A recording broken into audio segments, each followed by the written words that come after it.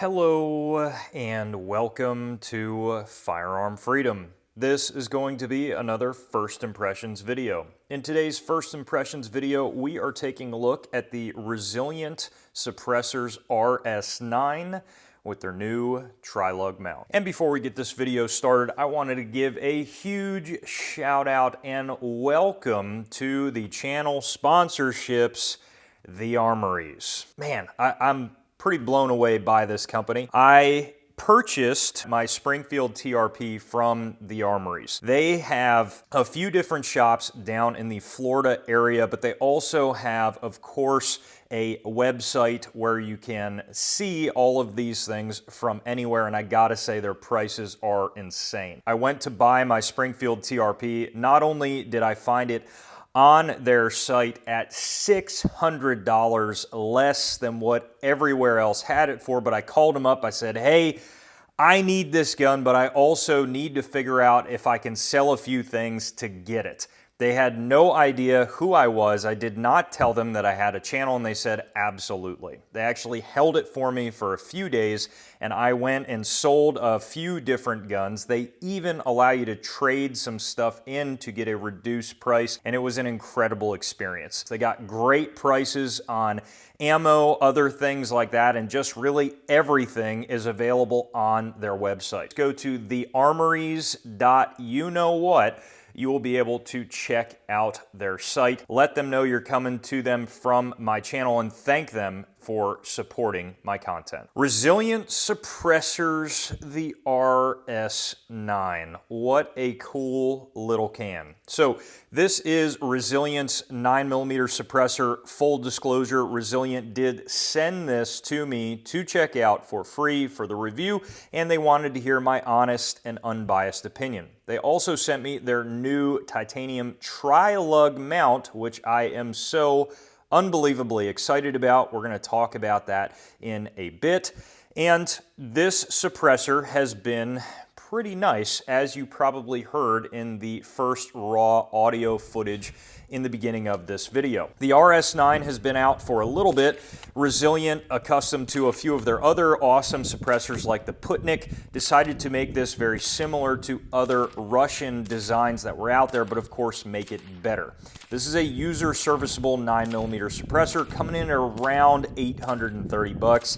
Side note, maybe I'll make a video on this, but man, do I have some feelings about it from working at a gun shop. But I did submit my Form 4 for this on Monday morning last week, and the following Wednesday night, this got approved. So there is that going on nowadays. But other than that, I was very excited to take a look at this suppressor. I was running it primarily on my HK SP5 on the trilug mount, and whew, buddy, that looks pretty good. And especially with the HRT, the AWLS that's on there. This is the compact review on this coming soon, but Jesus, that is such a great package with how tight everything fits there. I'm also running a Blitzkrieg sight now on this HKSP5, which is why I'm no longer running a pick rail on top. I'll talk about this soon in a future video that is like a red dot in and of itself, so that's pretty cool. The RS9 is going to come out of box with a standard 1/2x28 direct thread mount. I thought this direct thread mount was super interesting because you have these ports along the side. So it almost reminds me of like an HK MP5 SD barrel where it's just ported around the side. I did not get a chance to shoot this suppressor with the direct thread mount. I was only shooting it with the trilug mount. But you will notice a similarity in the thread pitch for the internal part of the suppressor. The RS9, similar to a lot of cans out there nowadays, is actually going to be your standard 1.375 hub thread pitch on the outside, or if you're accustomed to Silencer Co. stuff, it is their Bravo thread pitch. So any ASR mount is going to work for this, any piston mount from them is going to work for this, a direct thread mount, anything that's out there is good to go. But the one thing that was lacking on the market was a Bravo thread pitch or a hub thread pitch trilug mount that was semi-reasonably priced and also high quality. Yankee Hill has a trilug mount out there, and I have seen some hit or miss issues with baffle striking from that. I don't want to fully state that out there because I have never experienced that myself, but I have seen that out there. That's around $120 for that mount, and it fits into the 1.375 thread. Resilient came out with this titanium trilug mount. I think this is coming in around $175, which is still super reasonable, and I don't need to buy any additional parts. This thing just threads right in. And even if you don't have an RS9, this will work on any of your other hub thread pitch suppressors. So that is pretty awesome. I threaded this in no problems. In order to get this in, it's just really as simple as threading this out, putting the trilug in. So that was cool. The one thing I did notice when I was pushing this onto my testbed guns, my Uzi, for whatever reason, I would crank it on, go to lock it into place, and it would actually rotate 360 degrees around and just unlock again.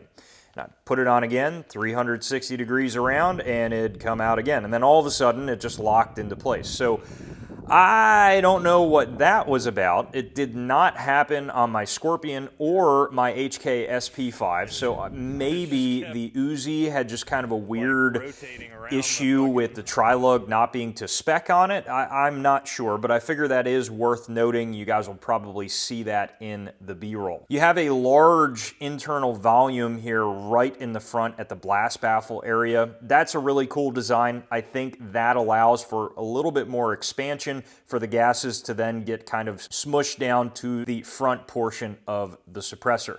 Now, out of box, I noticed, and you can't hear it at all now because there's a little bit of carbon in there, but there was just an ever so slight, just kind of like a wobble back and forth, like where you could hear the baffles just, I mean, we're talking like just like barely moving, but there was some movement in there. So that is, you know, worth noting, not a big deal. What I believe it ended up being was this front cap is just ever so slightly not making enough contact with those baffles. Now, after one range day, of course, this is good to go. And now the front cap is definitely set up into place. I can't get this thing off at all, but I don't really care about that. I'm not a big person to get into the 22 shooting through pistol suppressors or PCC suppressors, but if you wanted to do that, of course, you could take off your front cap here and your baffles just slide out the front. You can clean those up, slide them back in, put your front cap back into place,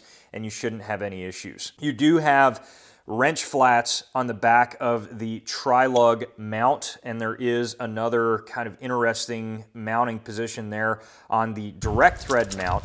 Unfortunately, I wish there was some way to utilize this for the front cap, or there was some sort of tool you could use for the front cap, because really the only option I have at the moment that I see is just simply clamping it in some soft jaws in the vise and twisting it with a bit more leverage. But that is worth noting. I do like when you can utilize some sort of a tool for the front cap. It just makes it a little bit easier to get off, but really not a huge deal. I love the milling in the back portion of the blast baffle here. It just adds a really, really sleek look, and it's not overdone. This is another thing I like about this can, is that the front of it here is just super plain, and I think that just really adds to the look of the suppressors. Not a lot of designs and things and millwork going on here. It's smooth, it's sleek, it sounds really good, and looks really good. I was shooting primarily Spear Lawman 147 grain. That is going to be slightly spicier 147 grain, not necessarily marketed as subsonic,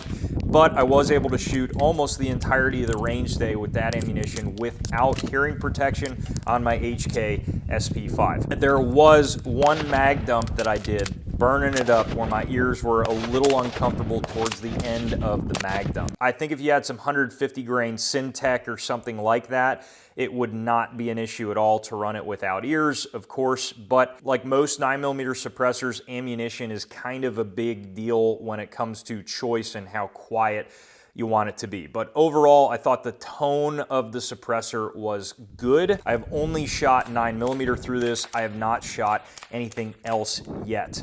You will also notice that I did not run this with a piston on any semi-automatic handgun.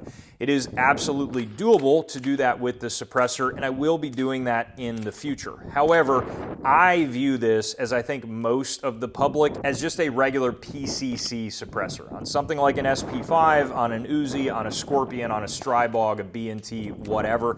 I think that's really where this shines, ultimately, especially an AK variant in 9mm. That's really what this is designed for, in my opinion. Although I will run this on a handgun in the future, I see it personally as a PCC can, which is exactly why I did this first impressions video, as primarily only running it on different kind of subgun setups. But ultimately, the suppressor for the first impressions day was excellent, and the trilug mount is awesome. I'm very excited to see this trilug mount and how flush it sits with the suppressor. So you're going to see a lot more with this can in the future, but that is going to wrap up this first impressions video on the Resilient Suppressors RS9. Let me know what you think about the can down in the comment section below. You guys know I absolutely will get back to you, and while you're down there, head up to the description for the ways to support the channel, and as always, stay tuned for more great videos coming soon.